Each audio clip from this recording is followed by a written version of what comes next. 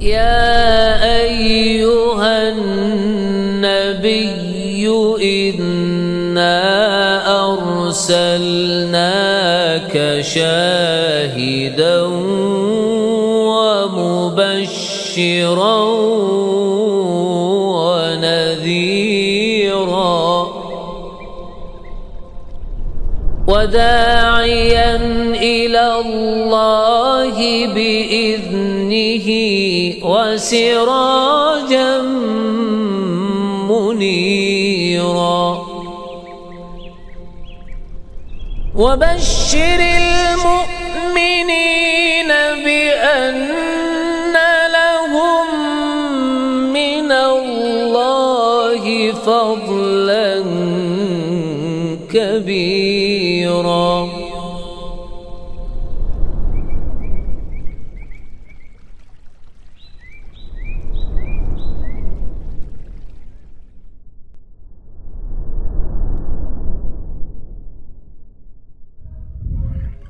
Bismillahirrahmanirrahim. Assalamualaikum warahmatullahi wabarakatuh. Innal hamdalillah nahmaduhu wa nasta'inuhu wa nastaghfiruh wa na'udzu billahi min shururi anfusina wa sayyiati a'malina. May yahdihillahu fala mudilla lahu wa may yudlil fala hadiya lahu. Asyhadu an la ilaha illallah wahdahu la syarika lahu wa asyhadu anna Muhammadan abduhu wa rasuluhu la nabiyya ba'dah. Allahumma inna nas'aluka ilman nafi'a wa rizqan thayyiba wa amalan mutaqabbala. Para jemaah sekalian rahimani wa rahimakumullah.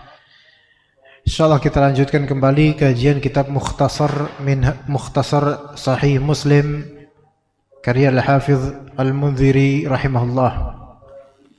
Di kitab Al-Iman bab ke-29, babun la tarji'u ba'di kuffaran yadribu ba'dukum riqaba ba'd, yaitu bab janganlah kalian kembali menjadi kafir.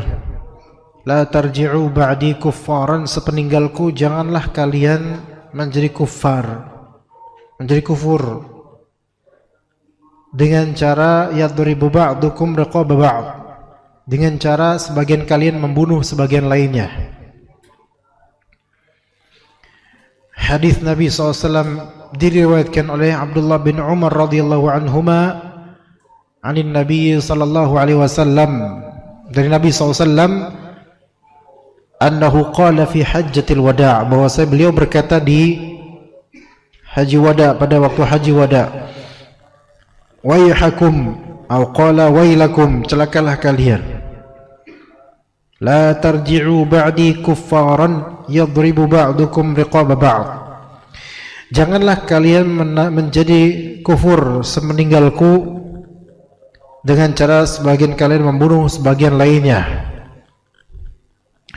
Baik, ini hadis peringatan dari Nabi SAW akan bahayanya dua hal, kekufuran dan juga pembunuhan tanpa hak. Yang insyaallah kita bahas biiznillah ta'ala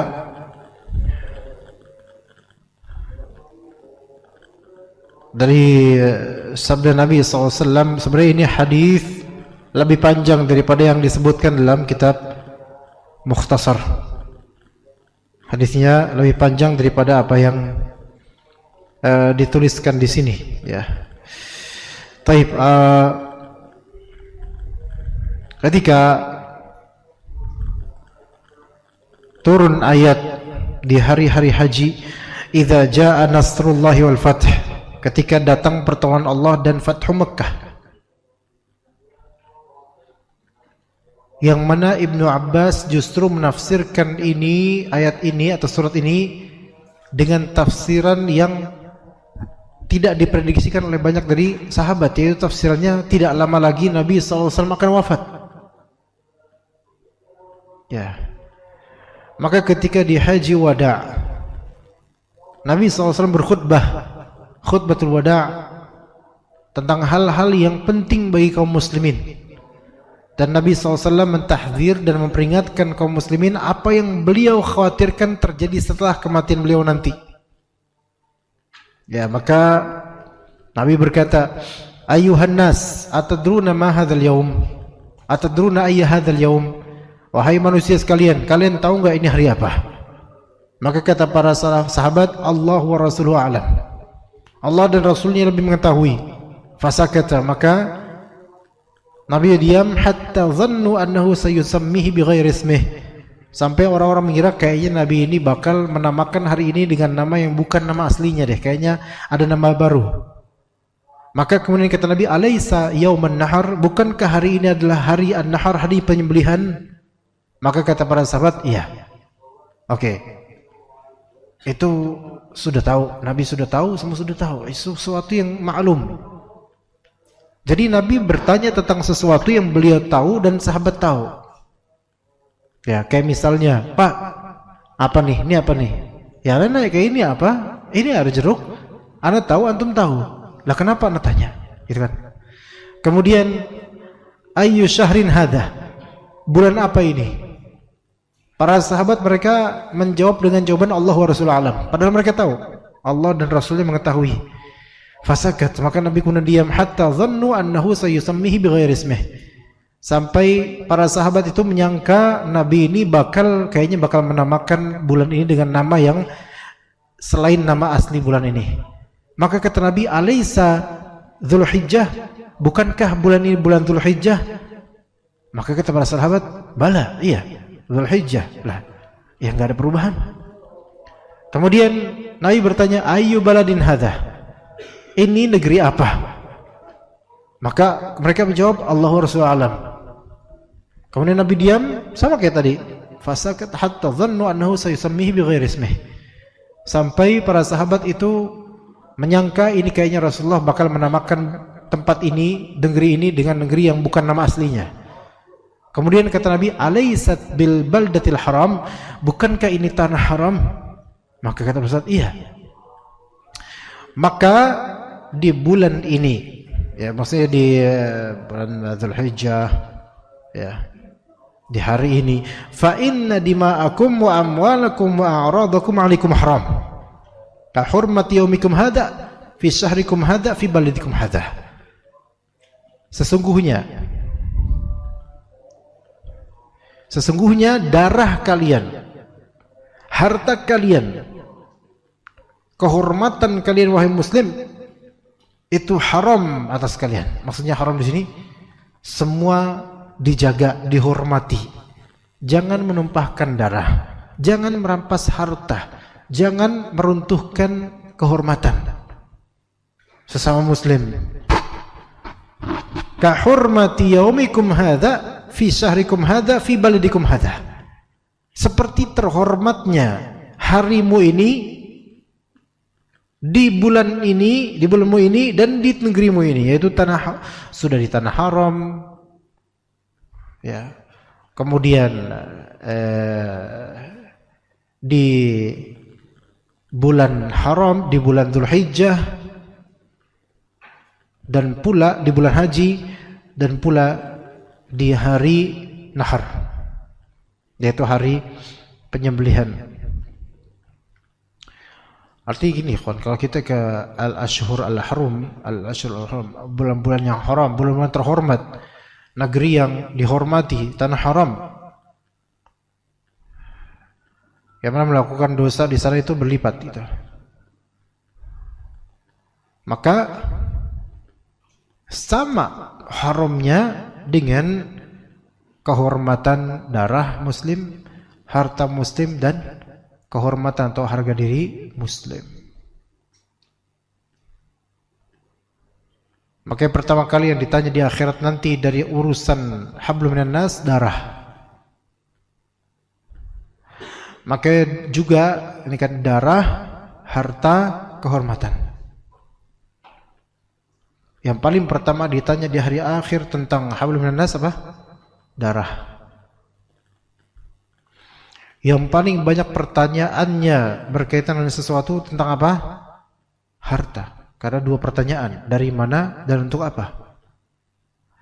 Kemudian tentang a'rad, harga diri dan kehormatan seorang muslim. Yang mana azab kubur menanti bagi orang yang rajin mengkonsumsi kejelekan orang lain, aib yang tidak ditampakkan. Maka Allahumma ala hal ballaght, Allahumma syhad ala hal ballaght, Allahumma syhad ala hal ballaght, Allahumma syhad. Bukankah aku sudah menyampaikan, ya Allah, persaksikanlah ini, ya Allah, 3 kali. Taib, falyuballigh asy-syahid al-ghaib. Maka hendaklah yang menyaksikan apa yang saya ucapkan ini sampaikan kepada yang gaib, yang tidak hadir sekarang. Sampaikan. Farubba muballighin aw'a min sami'in. Boleh jadi orang yang disampaikan padanya itu lebih paham daripada yang dengar langsung.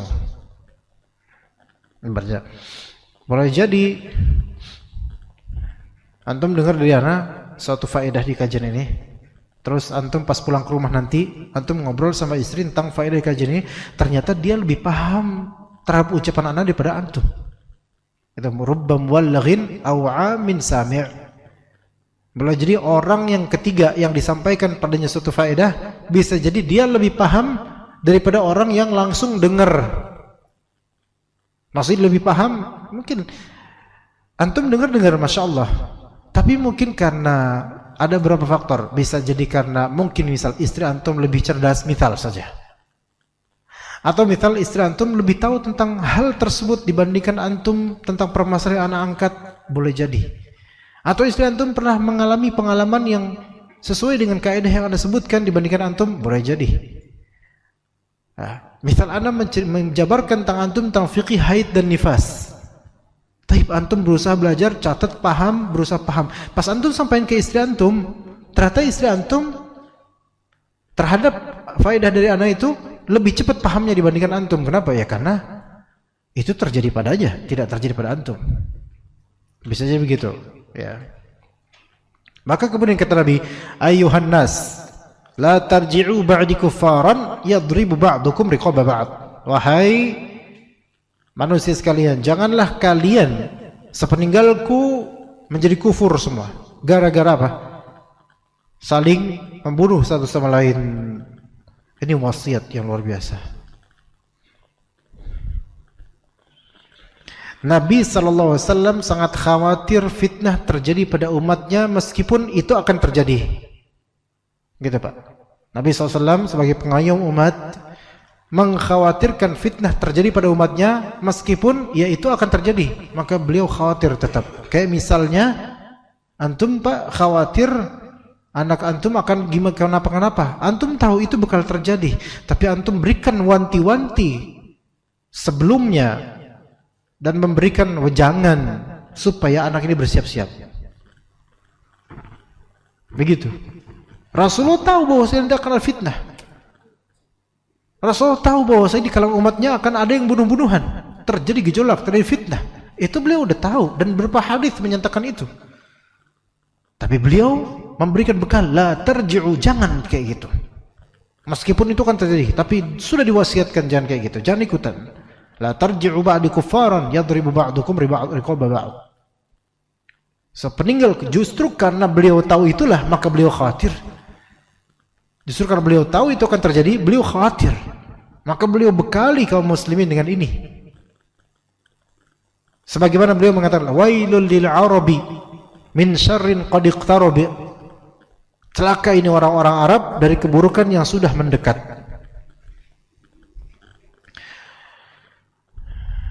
Juga Nabi SAW pernah mengatakan, man hamala alaina silah falaysa minna. Barang siapa yang mencorongkan kepada kita senjata, maka bukan termasuk golongan kita. Mencorongkan kepada kita senjata bukan termasuk golongan kita. As-silah itu bisa pistol, kalau sekarang ya senapan, atau apapun yang berpotensi mematikan, ginin arit misalnya, maka ini bukan golongannya Nabi SAW. Kemudian kata Nabi SAW, "Idzal taqal musliman bisayfayhima fal qatilu wal maqtulu finnar." Jika kedua orang muslim berjumpa, bertemu dengan kedua pedangnya, berantem kedua. Saif di sini itu pedang atau yang dikiaskan dengan pedang, apapun itu. Pokoknya berantem ini dua ini, bawa alat atau benda yang bisa saling membunuh. Maka pembunuh dan yang terbunuh kedua-duanya di neraka. Kedua-duanya di neraka. Subhanallah itu. Walaupun dua muslim, ya, masuk neraka dulu. Maka Nabi SAW terbiasa mengingatkan. Makanya orang yang sering mengingatkan itu sayang gitu. Pengayom sejati itu yang sering mengingatkan. Ya. Orang tua kepada anaknya itu sering ngingetin. Cuman orang tua kepada cucunya malah sering menjerumuskan. Gitu loh. Beda gitu, Pak. Gitu ya. Orang gitu, nenek biasanya lebih sayang ke cucu. Kalau kakek mah lebih sayang ke ya istri pertamanya, dan kalau bisa nambah lagi mungkin ya itu laki-laki memang kayak gitu sukanya. Tapi kalau nenek sayang ke cucunya. Yang kata orang jauh melebihi sayang kepada anaknya. Karena kalau anaknya apa-apa nggak boleh. Tapi kalau cucunya boleh. Ini sayang dari segi apa? Dari segi kemanusiaan dia saja gitu loh. Tapi sayangnya hakiki itu nggak gitu cuma. Yang kita katakan sejatinya orang tua tetap secara hakiki lebih sayang kepada anaknya dibandingkan cucunya. Secara hakiki. Dari mana kita katakan begitu? Baik dari contoh dari para nabi. Bahkan Allah Subhanahu wa taala, kata Nabi SAW, "Innallaha idza ahabba qauman ibtalahum." Sesungguhnya Allah Ta'ala jika mencintai seluruh kaum, maka Allah Ta'ala akan menguji kaum itu. Dan justru kaum atau orang yang Allah biarkan enak, biarin enak, kasih aja apa aja nih, itu biasanya kaum kafir yang Allah telantarkan. Dzarhum ya'kulu wa yatamatta'u wa yulhimul amalu fasawfa ya'lamun. Biarkan mereka makan, terserah. Kayak coba kalau misalnya seorang nenek biarin cucunya makan apa aja. Cucunya yang masih kecil minum yang gula-gula yang dan seterusnya. Wa yatamatta'u, biarin cucunya enak-enakan tidur aja, dimanjain. Wa yulhimul amal, juga kalau misalnya Allah terhadap orang kafir, biarin orang-orang kafir itu mereka angan-angannya tinggi. Mereka itu angannya tinggi, orang-orang kufar angan tinggi. Biarkan oleh Allah, biarkan mereka menikmati. Sekarang the most atau the richest man in the world siapa ya, kawan? Siapa? Orang paling kaya di dunia ini secara logika ekonomi sekarang. Elon Musk. Iya. Dan apa kerjanya setiap hari? Proyek ini, proyek itu. Bikin ini, bikin itu. Dan kedekatan dengan Donald Trump sekarang, kemudian proyek ini nge-ban TikTok, dan juga dari Cina, antara US dan China. Semua murni dunia kan? Dunia. Demi apa mereka seperti itu? Benefit, keuntungan. Biarin aja mereka punya keduniaan yang Masya Allah. Wa yulhihimul amal, yaitu keinginan mereka itu membuat mereka terpedaya. Terus dibiarkan oleh Allah, dikasih oleh Allah Azza wa Jalla. Dikasih oleh Allah Azza wa Jalla. Sampai si fulan ini yang paling kaya ini pernah bilang, "Ki, saya udah kaya nggak butuh agama." Agamanya apa? Ya dunia ini agamanya, duit, agamanya duit. Subhanallah. Terlantar. Oleh Allah ditelantarkan. Jadi jangan kira ketika Allah berikan kenikmatan berarti Allah Ta'ala perhatikan gitu? Enggak, malah banyak yang diterantarkan oleh Allah dengan kenikmatan yang Allah gelontorkan. Fa'ammal insan idza mabtalahu rabbuhu fa'akramahu wa na'amahu fayaqulu rabbi akraman.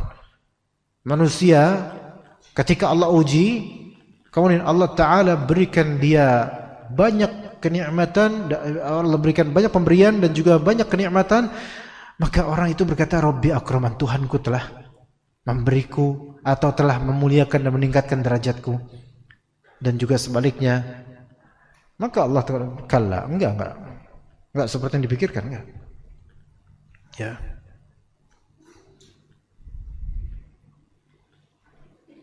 Pak, kalau antum pikir-pikir, Pak, biasanya nenek-nenek, ya, baik nenek ini punya putra atau punya putri, terus punya cucu dari putra atau putri itu,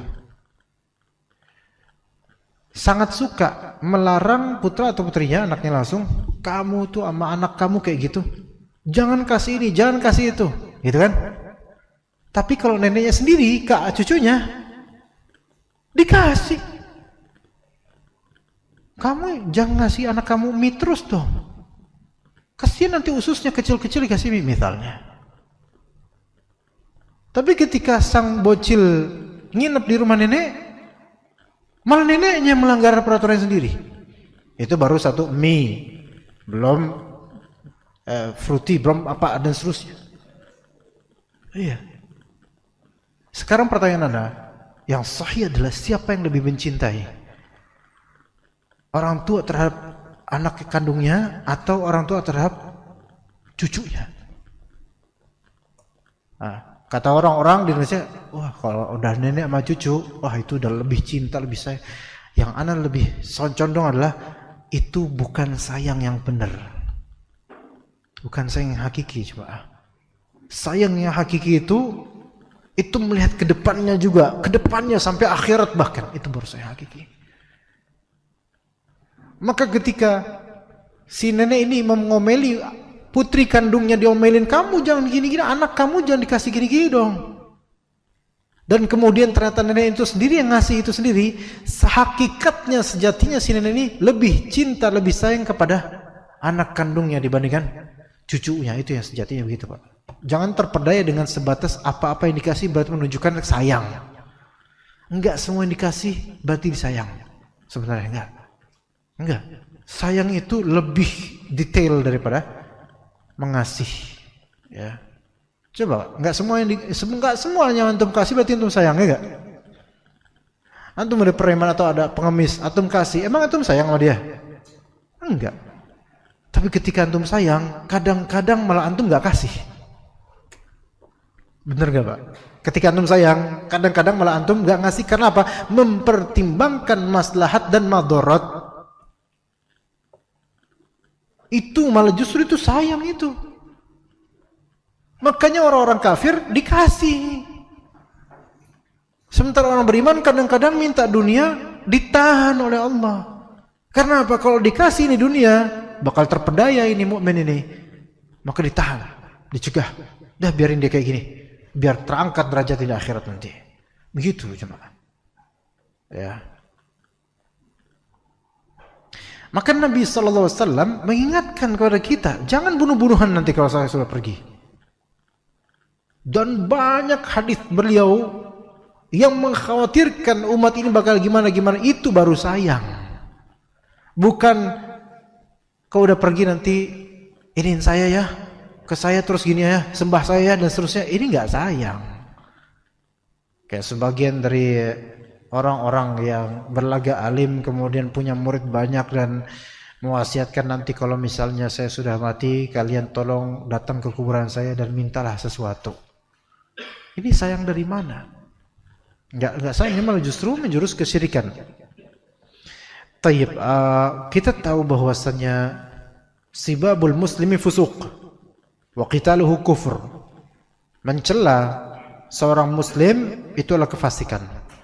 Dan memerangi atau apalagi membunuhnya itu adalah kekufuran. Kekufuran di sini para ulama beda pandangan, ada yang mengatakan kufur asghar, Tapi ada juga yang mengatakan kufur akbar. Membunuh muslim atau memerangi muslim ada yang menyatakan kufur asghar ketika tidak bermaksud menghalalkannya. Namun ada juga di antara ulama yang mengatakan ini adalah kekufuran akbar karena apa? Karena menghalalkan memerangi atau membunuh muslim. Siapa yang menghalalkan membunuh muslim tanpa hak, maka dia telah mengubah syariat dan dia menghalalkan yang haram, maka itu bisa kufur. Taib, maka janganlah kalian kembali setelah sepeninggalku menjadi orang-orang yang kufur. Ada perkataan Imam An-Nawawi rahimahullah memilih. Jadi beliau dalam syarah Sahih Muslim, beliau menyebutkan 7 pandangan ulama mengenai kalimat ini. Dan beliau lebih merajihkan pendapat bahwasanya maksud dari janganlah kalian setelah sepeninggalku kalian itu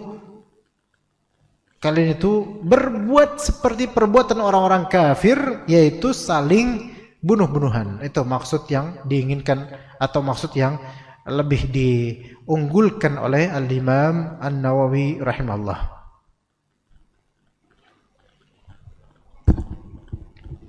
Sebagian ulama menyatakan bahwasanya kufar di sini maksudnya kufur nikmat. Janganlah kalian setelah sepeninggalku menjadi orang-orang kufur nikmat dengan membunuh satu sama lain. Ada yang mengatakan di antara ulama hal itu.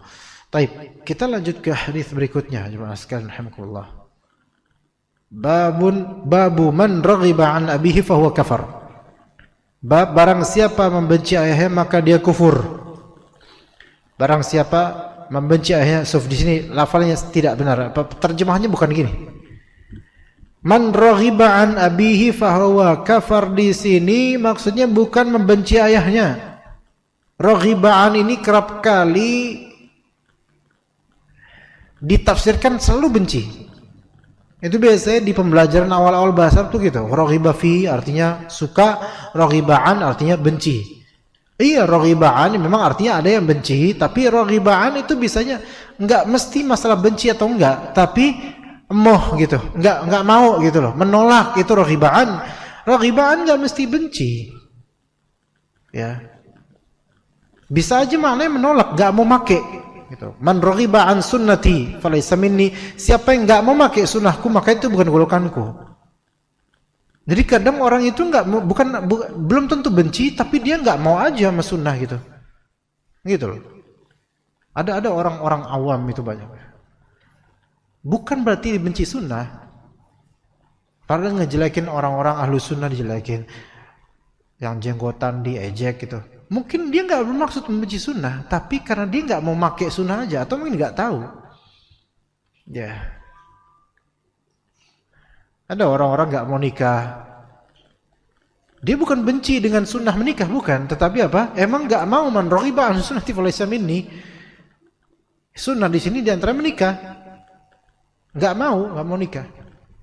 Nah, man raghiba an abihi di sini artinya dia emoh atau tidak menisbatkan diri pada bapaknya, itu maknanya.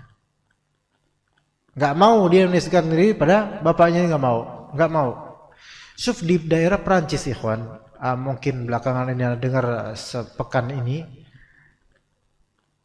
ada seorang perempuan yang menyatakan diri, saya lebih bangga tidak punya bapak seperti dia. Dia bukan bapak saya dan saya tidak mau dinisbatkan padanya. Karena apa? Ternyata bapaknya ini qadarullah na'udzubillah min dzalik rapist, yaitu seorang yang apa ya namanya ya? Yang suka menzinahi orang tuh apa gitu namanya? Iya, rapist, pemerkosa dan semisalnya, dan bahkan juga anaknya juga bakal jadi korban perkosaan dia, na'udzubillah min dzalik. Sampai kemudian si anak ini bilang, semoga dia mati di penjara. Lagi di penjara. Dan saya tidak mengakui dia sebagai bapak saya. Saya lebih bahagia jika saya tidak dinisbatkan kepada dia. Ini adalah orang-orang kafir, jemaah. Ini adalah orang-orang kafir. Sementara dalam Islam, gimana kek bapak antum nisbatkan diri antum pada bapak antum. Suatu kekufuran mungkin gak sampai kufur akbar. Mungkin, tapi bisa juga sampai kufur akbar kadang-kadang. Jika seseorang menolak dirinya untuk dinisbatkan kepada binti bapaknya, saya enggak mau. Sekecil apapun, subhanallah, orang enggak boleh seperti manusia itu. Maka dikatakan dalam hadis ini, an Abi Uthman qala lamma du'iya Ziyadun laqitu Abu Bakrah. Ketika kata dari Abu Uthman berkata, tatkala Ziyad itu adalah salah satu penguasa Bani Umayyah. Nasab keturunan Ziyad maksudnya atas-atasnya diperselisihkan. Ziyad ini penguasa ketika itu, ya, penguasa Bani Umayyah, punya kekuatan. Ketika Ziyad didakwakan, yaitu dipanggil, yaitu uddu'iyah, yaitu uddu'iyah diberikan dakwah, yaitu dipanggil dengan panggilan bin fulan, itu iddia namanya. Didakwakan, dinisbatkan kepada selain ayahnya. Jadi Ziyad nasab keturunannya atasnya diperselisihkan, bukan keturunan, nasab family tree ke atas, ke bapaknya, ke ini, itu diperselisihkan. Makanya Ziyad ini disebut Ziyad bin Abihi. Ziyad bin putra Abihi, anaknya, putra ayahnya. Kalau misalnya kita kan jelas putra siapa, bin siapa jelas namanya. Tapi ini Ziyad bin Abihi, Ziyad anaknya ayahnya, gitu aja. Karena ayahnya ini yang mana diperselisihkan. Kenapa begitu, gitu kan? Ada terjadi. Dilahirkan Ziyad ini di tahun 1 Hijriah.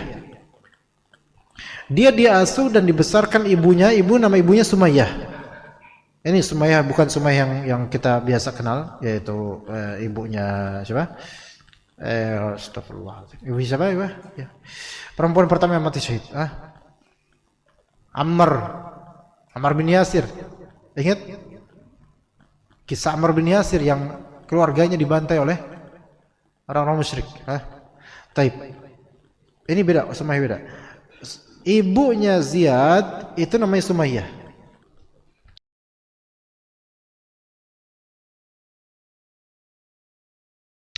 Nah, Ziyad dinisbatkan kepada selain ayahnya. Maka ketika hal seperti itu terjadi, aku yaitu Abu Uthman bertemu Abu Bakrah. Taib. Ziyad itu dinisbatkan dan dipanggil dengan Ziyad Abu Sufyan. Karena Abu Sufyan itu bapaknya Muawiyah. Muawiyah pemimpin khalifah ketika itu. Muawiyah ini senang dengan Ziyad karena ketangguhannya, ketangkasannya, kecerdasannya. Maka Muawiyah pengen mempersaudarakan diri dengan Ziyad, Muawiyah bin Abi Sufyan.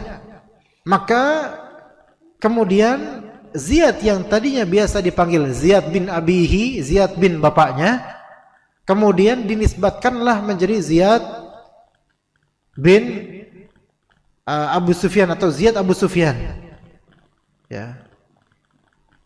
Namun terkadang Ziyad ini juga dipanggil sebagai Ziyad bin Ubay Ats-Tsaqafi karena Ubaid mengadopsinya menjadi anak. Mengadopsinya menjadi anak. Adopsi, anak angkat. Tayyib.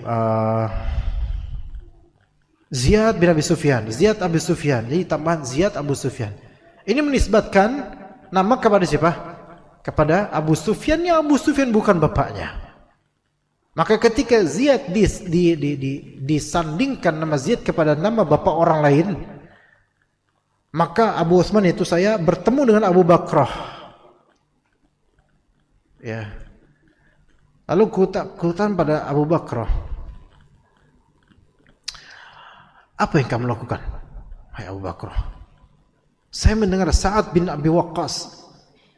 Kamu Abu Bakrah jangan menjadikan Ziyad itu, atau jangan memanggil Ziyad itu sebagai Ziyad bin Abi Sufyan, jangan. Karena saya pernah mendengar Sa'ad bin Abi Waqqas berkata, kata Sa'ad, telingaku mendengar langsung dari Rasulullah di mana beliau bersabda, "Man da'a aban fil Islam ghaira abihi ya'lamu annahu ghairu abihi fal jannatu 'alaihi haram." Barang siapa mendakwahkan kebapaan dalam Islam selain bapak kandungnya dan dia tahu bahwa itu bukan bapaknya, maka surga haram baginya. Barang siapa mendakwahkan, dakwah di sini mengklaim kebapaan dalam Islam ya. Bapak saya nih ya. Selain bapak kandungnya, ini mengklaim di sini itu, jadi namanya ternisbatkan kepada bapaknya orang lain sebenarnya gitu loh. Itu dan dia tahu itu bukan bapak kandungnya. Maka haram. Maka haram. Maka surga haram baginya. Na'udzubillah min dzalik. Apakah kenyataan ini bisa terjadi di zaman sekarang, jemaah? Sangat mungkin, sangat mungkin. Pertama, Rasulullah SAW sudah mengingkari di dalam masyarakat kita sekarang tidak ada tabanni, yaitu adopsi anak nggak boleh. Ingat, adopsi anak bedakan dengan mengasuh anak, beda ya. Adopsi yang kita maksud di sini adalah anak angkat yang kemudian dinisbatkan kepada kita yang bukan bapaknya, gitu loh. Kalau mengasuh anak ini hal yang beda. Ya misalnya nitip anak karena udah kebanyakan anak misalnya, walaupun ini nggak baik ya. Ini titip ke keluarga yang lain karena ini di sini udah banyak, itu belum ada anak, ya udah kamu aja yang ngasuh. Itu masih boleh. Itu bukan anak angkat, anak asuh. Dan ketika ditanya siapa bapaknya, maka nggak boleh disebutkan kepada bapak asuh, nggak boleh kepada nama bapak aslinya. Kalau dinisbatkan kepada nama bapak asuh, yang dosa siapa? Dilihat dari misalnya ini anak masih kecil, belum tahu apa-apa. Anak masih kecil, belum tahu apa-apa. Ya. Kadangkala diajarin misalnya anak tiri atau mungkin anak anak asuh yang yatim piatu itu kemudian diadopsi ya ditanya bapaknya siapa, kok orang yang ngajarin itu tahu bapaknya siapa gitu, maka kasih tahu bapaknya siapa. Tapi ketika memang maksud dari bapaknya siapa di sini bukan bapak kandungnya, melainkan bapak yang di rumah itu siapa, maka mungkin ini masih boleh. Kenapa? Karena yang dimaksud di sini adalah tabanni, yaitu menjadikan ini anak seolah anak kandung, ini bapak seolah bapak kandung. Adapun kalau hanya menginfokan bapak yang di rumah bapak fulan, maka ini nggak apa-apa. Tapi ketika itu sudah menjadi suatu klaim, dan kemudian anak ini ketika ditanya binti siapa, maka ini nggak boleh ke selain dari bapak kandung. Ya, begitu.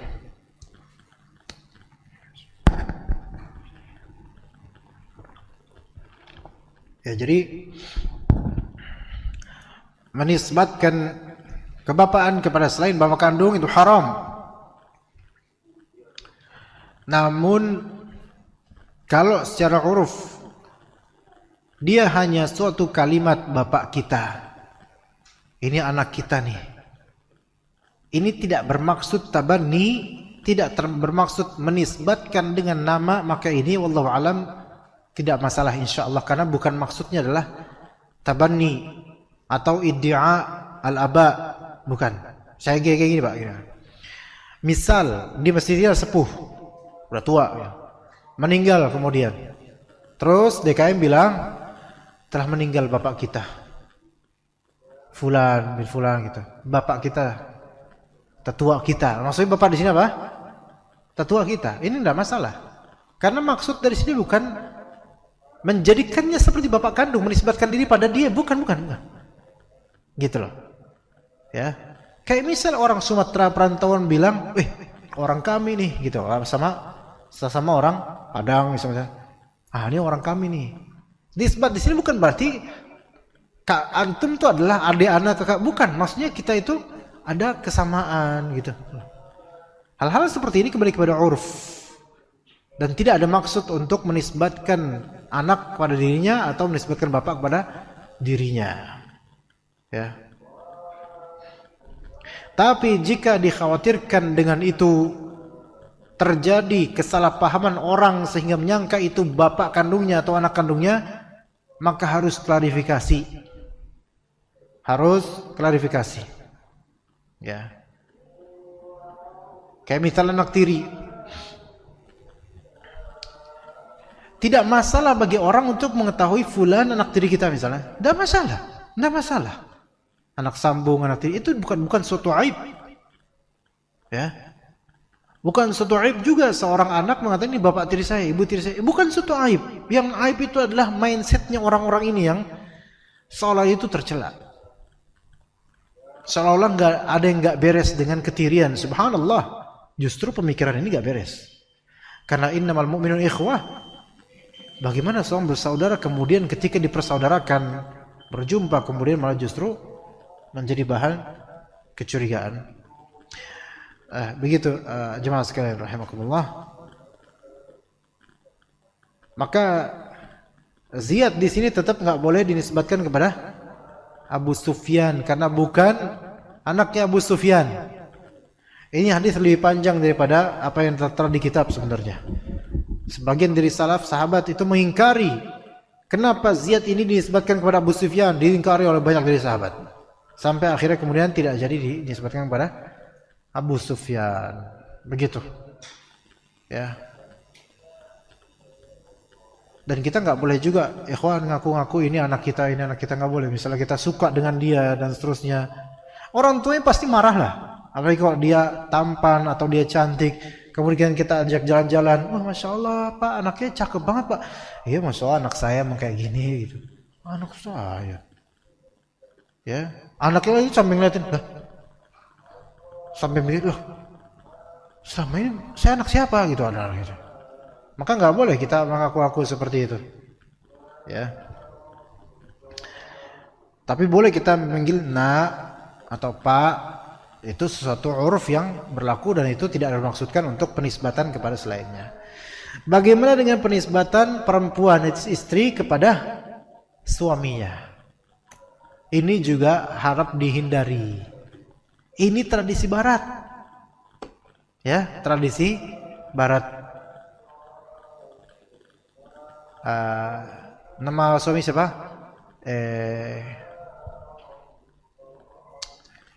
Joko misalnya. Mohon maaf kesamaan nama dimaafkan ya. Joko misalnya. Terus ibunya istri bernama Bu Joko. Padahal nama istrinya mungkin siapa ya? Supriyanti mungkin panggilannya gitu. Ya. Disebut Bu Joko. Ya. Atau Supriyanti Joko. Sebagian ini hindari Pak. Ini memang tradisi di sebagian Indonesia, di Jawa. Tapi ini juga diambil juga barat seperti itu. Barat seperti itu. Nah, kemudian misal ya udah azan. Kita azan dulu aja. Misalnya nanti aja lah. Ya. Ayo.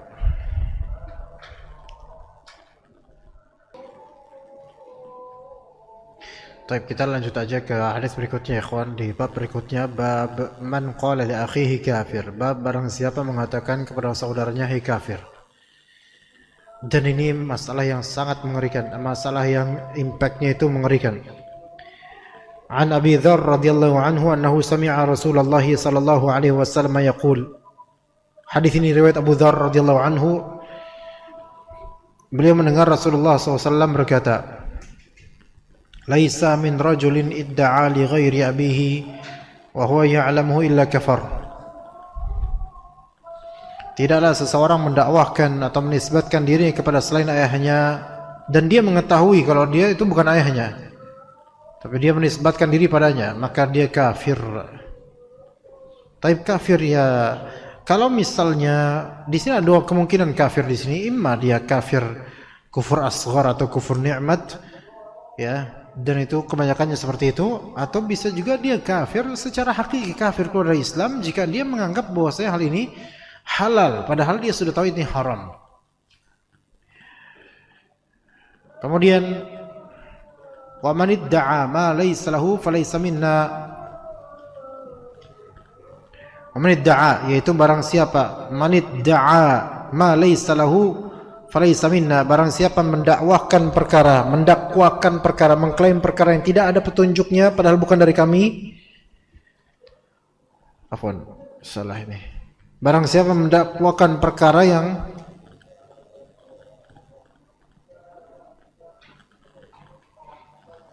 ya, ini penerjemahannya tidak benar. Barang siapa mendakwakan perkara yang tidak ada petunjuknya padahal bukan dari kami, maka hendaklah menempatkan diri di neraka. Enggak, ini salah. Pak Idrus bisa tolong enggak, Pak? Terjemahannya gimana, Pak? Bisa tolong dibacain enggak, Pak? Di hadis ke-50 itu. Barang siapa mendakwakan perkara yang tidak ada petunjuknya padahal bukan dari kami, gitu? Enggak benar. Wa man idda'a ma laysa lahu falaysa minna wal yatabawa maq'adahu minan nar. Enggak, ini enggak gini terjemahannya. Ini terjemahannya adalah imma terjadi, ada dua kemungkinan. Man idda'a ma laysa lahu, itu ada dua kemungkinan. Siapa yang mengklaim sesuatu yang bukan miliknya, itu falaysa minna, maka bukan termasuk golongan kami dan hendaklah dia menempatkan diri di neraka. Ini yang sahih.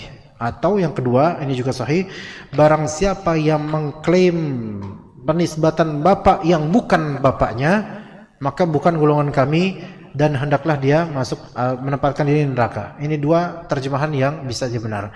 Tapi kalau terjemahan ini, barang siapa mendakwakan atau mengklaim perkara yang tidak ada petunjuknya padahal bukanlah dari kami, maka enggak. Salah. Enggak. Coba antum pahami baik-baik ya. Barang siapa mendakwakan perkara yang tidak ada petunjuknya padahal bukanlah dari kami, maka hendaklah menempatkan dia di neraka. Dari kalimat ini ada rancu. Barang siapa mengklaim perkara yang tidak ada petunjuknya padahal bukanlah dari kami. Kenapa ada padahal bukan? Kayak barang siapa yang mengaku-ngaku sesuatu yang tidak ada petunjuknya padahal bukan dari kami. Rancu kalimatnya. Dan juga salah. Barang siapa yang mengklaim sesuatu ma laysa minhu ma laysa lahu, barang siapa yang mengklaim sesuatu yang bukan miliknya, gitu loh itu. Hah? Loh tadi enggak.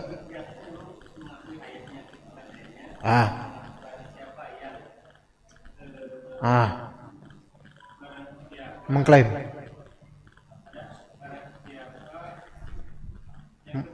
Mengaku-ngaku, mengklaim. Iya.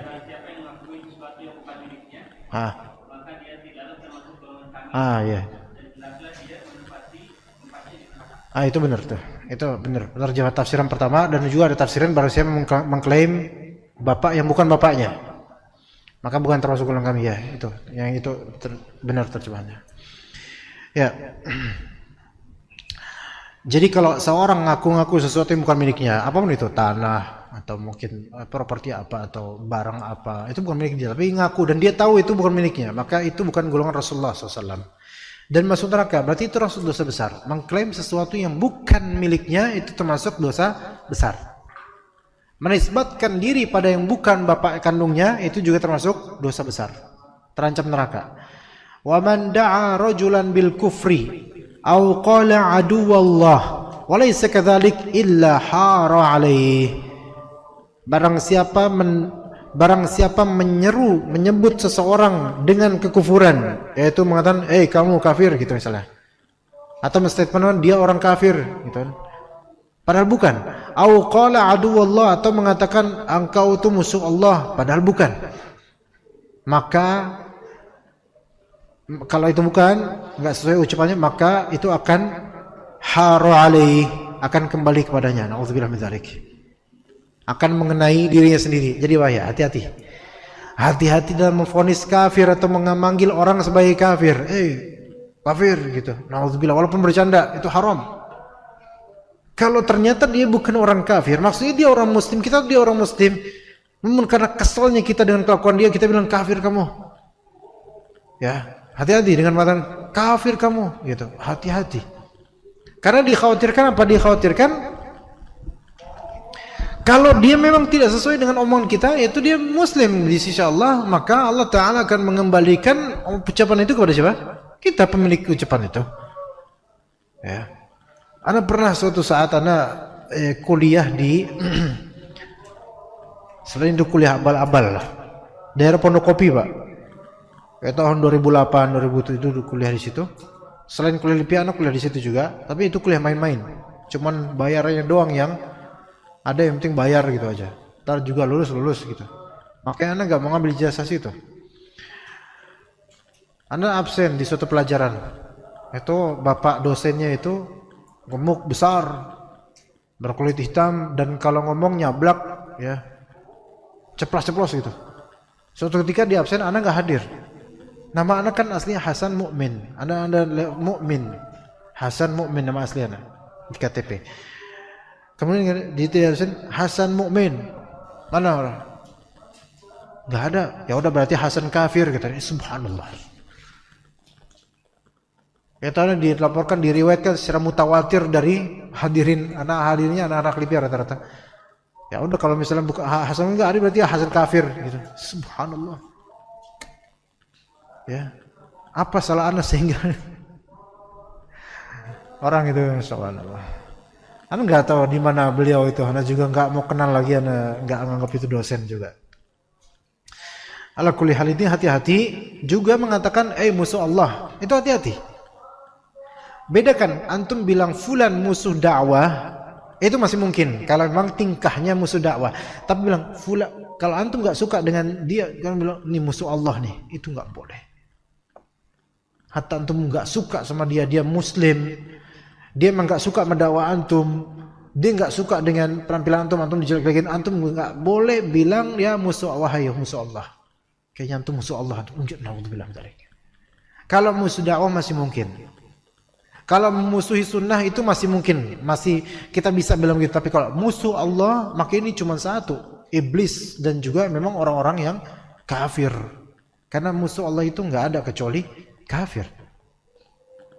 Ya, antum tanya orang liberal yang KTP Islam tapi dia anti syariat, antum tanya, antum musuh Allah nggak? Nggak bakal mereka mau ngaku saya nggak musuh Allah, nggak, saya bukan berarti musuh, saya memang banyak kritik tapi saya bukan berarti musuh Allah gitu, nggak bakal mau, karena musuh Allah itu udah nggak ada Islamnya sama sekali cuma. Jadi hati-hati dalam menjuluki orang-orang apalagi dalam ketika kita emosi. Ya mungkin itu aja yang bisa saya sampaikan, mudah-mudahan bermanfaat insyaallah. Barakallahu fikum jami'an wa sallallahu ala nabiyyina Muhammad wa ala alihi washabbihi ajma'in. Subhanakallahumma bihamdika asyhadu an la ilaha illa anta astaghfiruka wa atubu ilaik. Assalamualaikum warahmatullahi wabarakatuh.